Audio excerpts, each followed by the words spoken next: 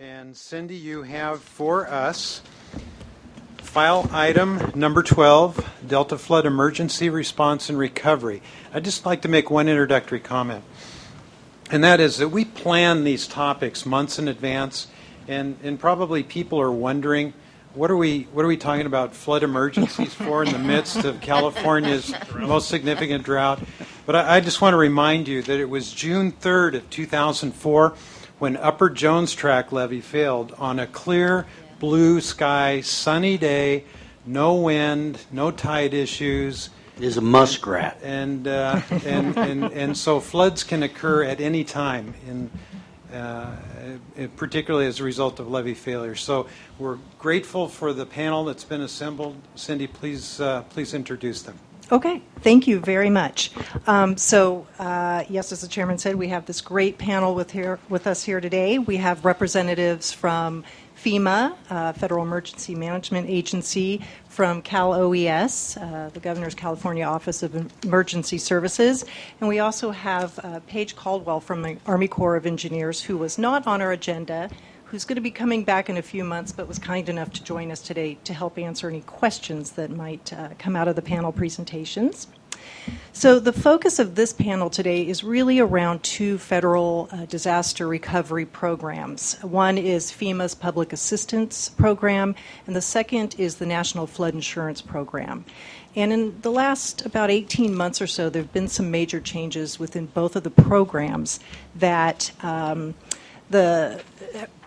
could result in implications and some significant impacts to the Delta region. And the panelists today, we've set them up with some questions. Those questions were also in your staff reports, just to have them come and talk about the programs a very little bit, talk about these changes, talk about the status of the programs right now, and steps forward.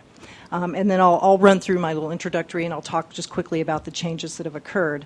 But I just wanted to build a little bit on the context of the panel and why they're here today. The chairman took my point about the fact that it's a clear, blue day. No, that's okay. I'm so glad that you did that.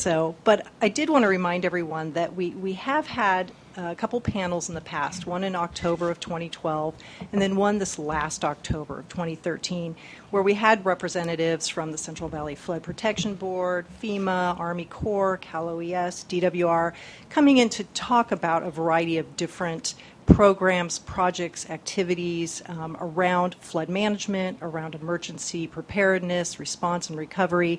And so this panel is building on those last two panels. And in fact, last October, DSC staff did, as part of the panel presentation, we talked about the FEMA Public Assistance Program and an issue that had arisen with the termination of a memorandum of an understanding between FEMA and Cal OES. So one of the reasons to bring some of these fine folks back is to dive down a little bit deeper into that termination of the MOU and what that means for the program and what it means for the Delta region. And then more recently, actually it was in 2012 as well, and we haven't had a presentation on the National Flood Insurance Program, but there was some legislation that was passed in 2012, the Biggert Waters Insurance Reform Act, that's resulting in some changes to the flood insurance program. And I want to make sure I get those correctly here. Here we go. Apologies. So with the legislation, there were some provisions that apply to the National Flood Insurance Program that call for a raise in rates to reflect true flood risks.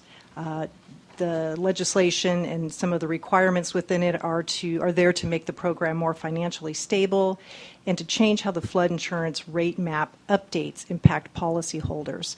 So with this, we know that these changes mean rates for some policyholders will increase, not all, but what that could result in are private properties and insurance holders in the Delta region that can no longer afford to stay insured. So that was something new we hadn't brought up in any of the previous panels, and we wanted to have Ms. Lohman go over that with us today. So with that, I think that the only other point I'd like to make before I turn it over to you, Chen, and I'll introduce him properly, but one of the key elements we wanted the council to consider today as they're listening to the presentations and thinking about emergency response and recovery is the traditional role that federal agencies have played in the Delta in terms of funding and funding for post-disaster recovery, and the implications that the changes we'll talk about today in some of the key programs mean moving forward and mean in the changing role, I guess, for the federal agencies nationwide and in the Delta region. I had provided some statistics in the staff report, actually you, Chen, did, in terms of after Hurricane Sandy, the amount of federal funding that was spent on disaster recovery. And I won't go over them today for the sake of time, but this was to help sort of set the stage that the federal agencies and the assistance they provide are to a large tune in terms of the amount of funding. In the Delta region itself, the federal government's played a key role in disaster recovery through a couple of different approaches. One is a system-wide approach through some of their programs, including FEMA's Public Assistance Program, as well as the Army Corps' PL 8499 program. The federal government's also provided assistance and disaster recovery support on an individual level through the flood insurance program. So I think with that, I may go ahead and turn, I'm going to turn to Yu Chen, thinking I'm going this way. So I'm going to turn it over to Yu Chen Chow, who is our lead engineer for risk reduction within the organization. And he did a fine job of pulling together the staff report, this wonderful panel.